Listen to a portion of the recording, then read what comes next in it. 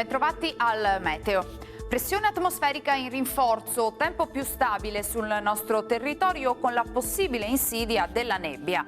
Vediamo il dettaglio di giovedì 18 novembre. Sul Veneto, come detto, non si escludono locali riduzioni della visibilità per presenza di foschie durante le ore più fredde. Nuvolosità anche abbastanza estesa a inizio giornata, poi più irregolare e via via il contesto sarà più soleggiato. Temperature stazionarie minime tra 3 e 9 gradi, massime comprese invece tra i 13 e i 15 gradi. Ci spostiamo ora sul Friuli Venezia Giulia, dove avremo la stessa situazione, qualche addensamento in pianura ma senza conseguenze, ampio soleggiamento altrove. Temperature minime tra 5 e 7 gradi, massime sui 14-15 gradi.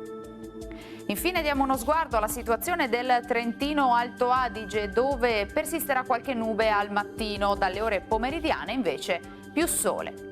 Temperature minime intorno ai 3-4 gradi, massime infine sui 13 all'incirca. Dal meteo di Antena 3 per ora è tutto, arrivederci al prossimo aggiornamento.